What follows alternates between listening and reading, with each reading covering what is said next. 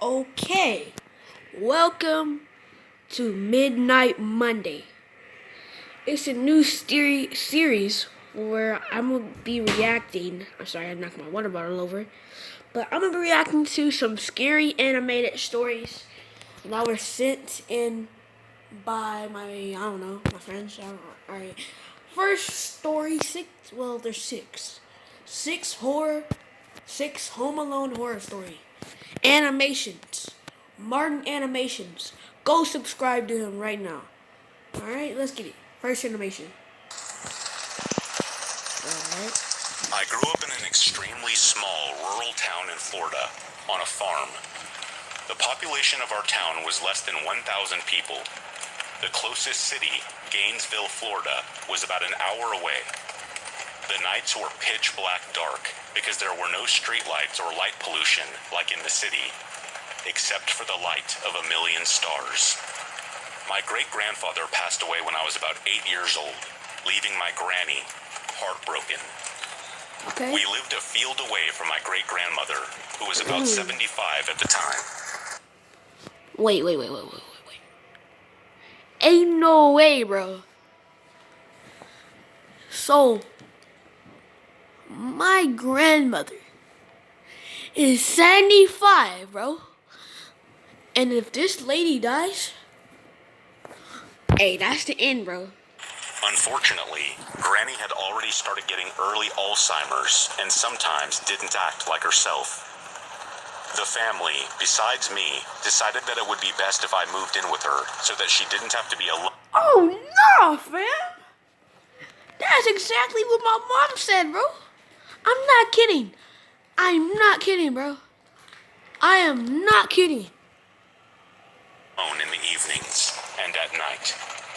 Granny lived in an old farmhouse that she had helped build by hand with my granddaddy in the 1930s. The house was constructed of wood with a tin roof.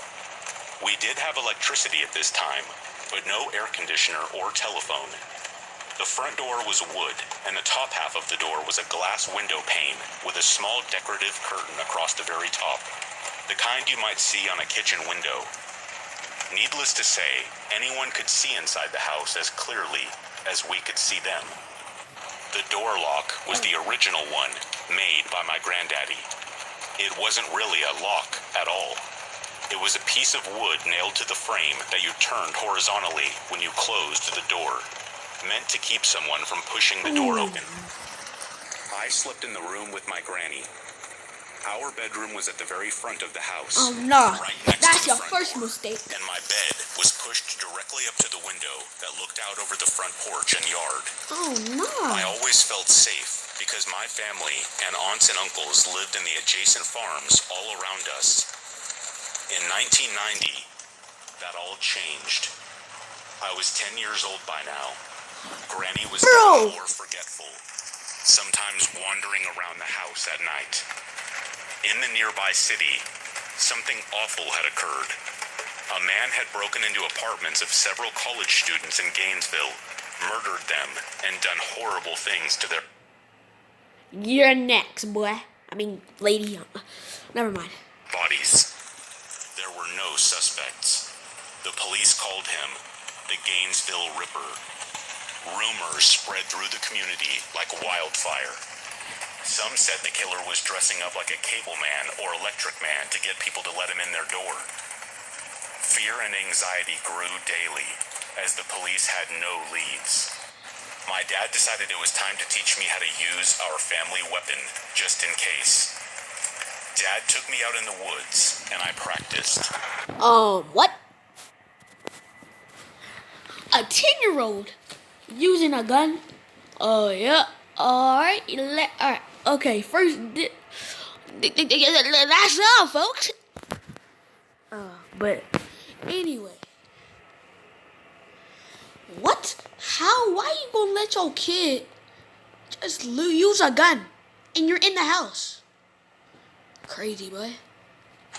That night, I fell asleep with the weapon beside the head of my bed, with clear instructions to not open the door for anyone we didn't know.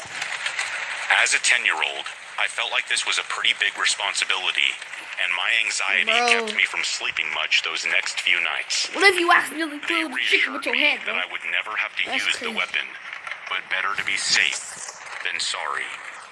Until the next night, which was the most terrifying night of my life, up until this point. I was laying in bed looking at the digital clock on Granny's dresser, 3:05 a.m., in bright red digits. Granny had gotten up to wander around the kitchen. She did this often, and I just let her do what she thought she needed to do. Okay. I heard a tap on the front door window pane. I listened intently, and then silence. Grab the shotty. Suddenly, the porch light flipped on, illuminating through my little window. What was Granny doing? I scurried out of bed to the front door just in time to reach for Granny's hand, as she was trying to turn the piece of wood keeping the door locked.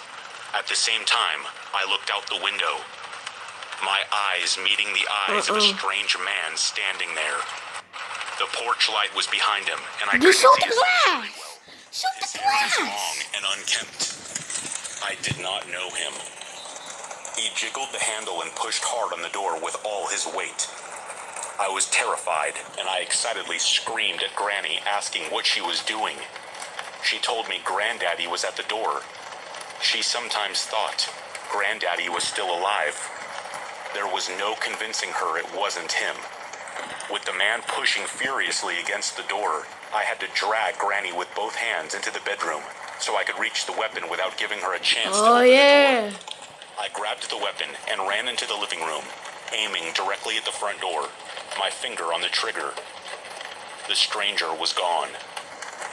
I had no Dang, man was about like We were trapped. 7, 9? I sat in the recliner by the front door, staring out into the darkness beyond the porch light, with weapon in hand for the rest of the night. Unable to swallow, shaking so hard I could barely aim the weapon, I waited for the man to return, to try one of the flimsy windows or the back door. Every moving shadow, distant dog bark, bump in the night, or snap of a twig, had my heart racing and blood rushing through my ears. The wind would blow and make the screen door creak open and fall shut with a bang. It was torture. My arms ached from holding the weapon. My nightgown was soaked with sweat, and I was on the verge of bursting into soul-wrenching sobs. But I had a job to do, guarding us from the Ripper. Oblivious, Granny tottered around the kitchen getting ready to make breakfast, because Granddaddy would be wanting his coffee soon. I didn't argue or care what she did as long as she stayed away from that front door. I never saw another glimpse of the stranger, but I felt like he was out there, watching us. After staying wide awake all night, terrified, holding vigil, I made sure Granny was back to sleep, slipped out the back door, and ran straight across the hayfields home to Mom and Dad for help once the sun came up in the morning. The police eventually caught the Gainesville Ripper, and it was not the same man I saw at our front door that night. My family hired an elderly lady to stay with No! Hey, there's 2 of them. I'm just gonna tell you that. Granny, and I moved home permanently. To this day, I don't know who was at the door on that pitch black night, but I still panic, looking out of windows at night, into the darkness. If you really like my content and want to support me. Okay. Great first video for the first episode of Midnight Monday. But hey, y'all ready for another one? Make sure to like and subscribe for more content. I love y'all. And till I see you again, make sure to go check out Martin Animations. You know what I'm saying? So please hit that notification bell. And Old Man Joe, until next time, that's all, folks.